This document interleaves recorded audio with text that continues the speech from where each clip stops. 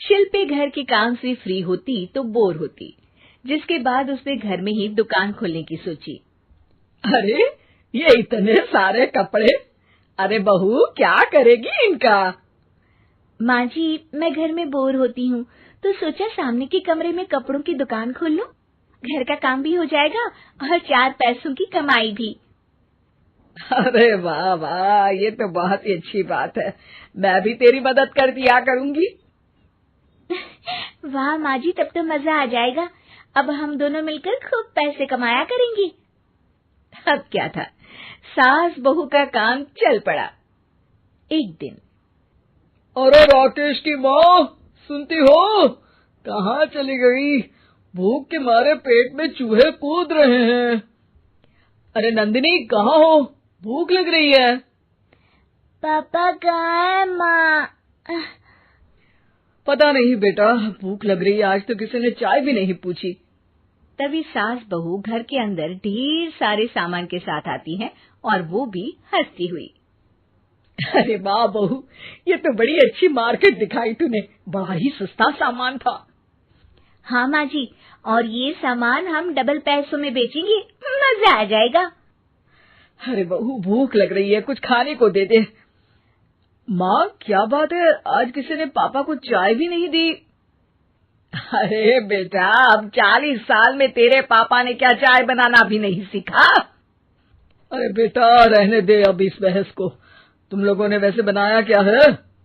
बहू परेशान हो जाती है और सास को अकेले में लेकर जाती है। माँ जी, आज तो हम लोगों ने खाना ही नहीं बनाया। अरे बेटा, बाहर के छोले भटूरों से पेट इतना भर गया कि याद ही नहीं रहा कि घर में ये लोग भी हैं खाना खाने के लिए। अब क्या किया जाए? तभी घर में एक महिला आती है। जी, वो सुना है आप लोगों के यहाँ साड़ी बिकती है, जरा दिखाएंगे क्या? हाँ हाँ, क्यों नहीं। माँ जी, आप इन्हें साड़ी दिखाइए, मैं तब तक पिताजी और इनके लिए खाने का इंतजाम करती हूँ।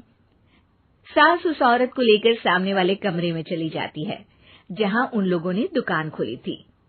वहीं बहू भी किचन में चली जाती है। अब इतनी जल्दी क्या बनाऊं? पापा जी तो खाने के लिए भी बैठ गए हैं। आइडिया, मैं खाना बाहर से ही ऑर्डर कर देती हूँ। थोड़ी देर में खाना आ जाता है और बहू टेबल पर खाना लगा देती है।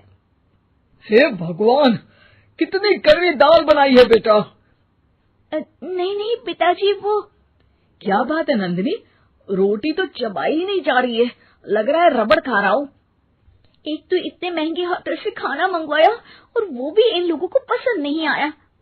तभी सास नोट गिनती हुई बाहर आती है। वाह माँ जी, बड़ी कमाई हुई लगती है। हाँ, मैंने वो 2000 वाली साड़ी 3000 में बेच दी। अरे वाह माँ जी। दोनों सास बहू बहुत खुश हो जाती हैं। मेरे पेट में ना बेटा जोर का दर्द हो रहा है। अरे माँ, क्या हुआ? पेट में दर्द? बाहर का कुछ खाया था क्या? मैदा तो नहीं खा लिया? मैंने छोले भटूरे खाए थे। माँ क्यों खाए? आपको तो पता है कि आपको मैदा सूट नहीं करता।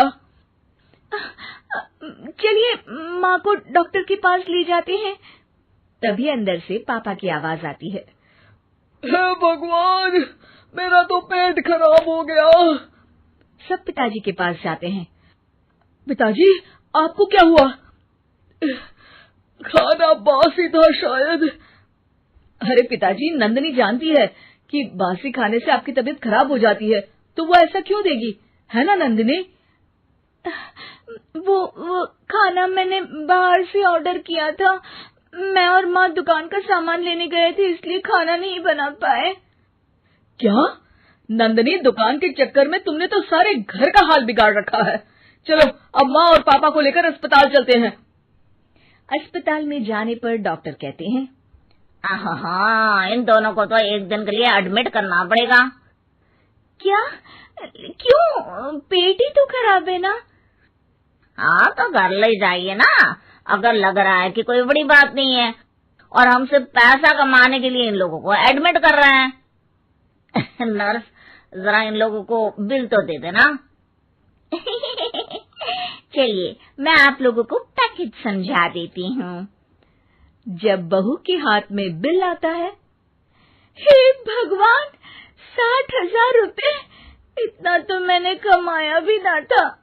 अब समझ गई कि कमाई के चक्कर में घर के लोगों की सेहत के साथ मैं खिलवाड़ कर रही थी।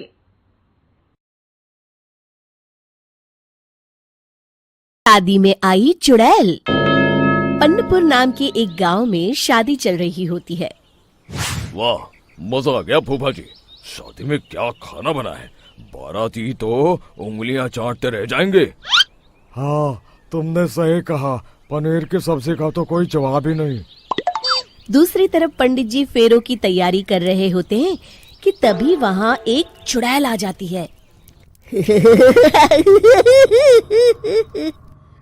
अरे मर गया रे, ये चुड़ैल यहाँ क्या कर रही है? अरे दिवाकर जी, ये आपकी कौन सी रिश्तेदार है? अरे मुझे क्या पता, क्या भाग्यवान, कहीं ये तुम्हारे मायके से तो नहीं आई है।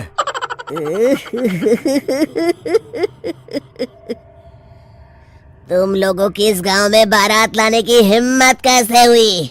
मेरे रहते इस गांव में किसी की शादी नहीं हो सकती। अब तुम लोग देखो मैं क्या करती हूँ। अरे मर गया रे, मैंने सुना है ये जबान की पक्की है। भागो रे भागो, वरना ये चुड़ैल किसी को नहीं छोड़ेगी। हाँ, तुम सही कहते हो मोहन भाई, यहाँ से भाग लेने में ही हम सबकी भलाई है। देखते ही देखते शादी के मंडप में भगदड़ मच जाती है और चुड़ैल सब कुछ उजाड़ कर रख देती है। फिर एक दिन मोहन की शादी तय हो जाती है। अरे भाई, अगले हफ्ते मेरी शादी तय हो गई है, लेकिन इस चुड़ैल की दहशत के मारे तो मेरे हाथ पैर कांप रहे हैं। अरे मोहन, तुम्हारा दिमाग तो खराब नहीं हो गया? तुम अपने साथ साथ हम सब गांव वालों को भी बलि का बकरा बनाना चाहते हो? उस चुड़ैल के रहते तुमने अपनी शादी के बारे में सोच भी कैसे लिया? देखो गोपाल, डर तो मुझे भी लग रहा है, लेकिन उस चुड़ैल के डर से मैं जिंदगी भर कुंवारा तो नहीं रह सकता। तभी वहाँ मोहन के होने वाले ससुर आ जाते हैं। अरे ससुर जी, आप? देखो, अब तक मैं तुम्हारा ससुर बना नहीं हूँ और शायद बनूंगा भी नहीं। ये आप क्या कह रहे हैं? मैंने तो शादी का कोड भी सिलवा लिया है। मैं अपनी बेटी की शादी किसी अच्छे गांव में कराना चाहता हूँ। तुम्हारा गांव तो भूतिया गांव है। मैं तो क्या, अब तो कोई भी अपनी लड़की इस गांव वालों को नहीं देगा। इस तरह चुड़ैल के डर से उस गांव में किसी की भी शादी नहीं हो पाती।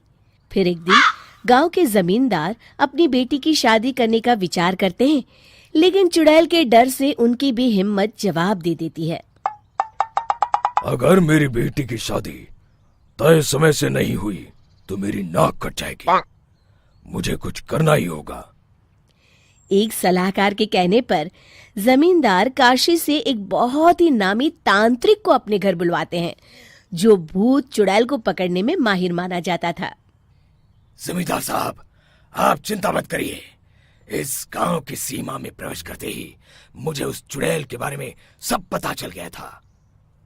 आप उसे जल्दी से जल्दी कैद कर लीजिए ताकि मैं अपनी बेटी की शादी कर सकूं। जब वो चुड़ैल एक इंसान थी, तब ठीक उसकी शादी करने वाले दिन ही उसकी और उसके होने वाले पति की एक दुर्घटना में मौत हो गई थी। उसका होने वाला पति आज भी भूत बनकर जंगल में भटकता है। इसलिए जब तक चुड़ैल की शादी नहीं हो जाएगी, वो किसी और की भी शादी नहीं होने देगी। ये आप क्या कह रहे हैं? अगर वो भूत भी हमारे गांव में आ गया तब हमारा क्या होगा? ये आदमी बीच में बहुत बोलता है, इसे बाहर निकालो। उसके बाद तांत्रिक बताते हैं कि अगर उस भूत के साथ चुड़ैल की शादी करा दी जाए तो वो चुड़ैल हमेशा हमेशा के लिए उस गांव को छोड़कर चली जाएगी। जमींदार साहब, आप अपनी बेटी की शादी की तैयारी शुरू कर दीजिए। मैं कुछ गांव वालों को अपने साथ लेकर उस भूत को ढूंढने जंगल की ओर जाता हूँ। इस तरह जमींदार निश्चित होकर अपनी बेटी की शादी करवाने लगते हैं, लेकिन तभी वहाँ चुड़ैल आ जाती है। मैंने तुम गांव वालों को समझाया था ना कि इस गांव में कभी कोई शादी नहीं करेगा। लगता है तुम लोग मुझे हल्के में ले रहे हो। चुड़ैल जमींदार की बेटी को उठा लेती है।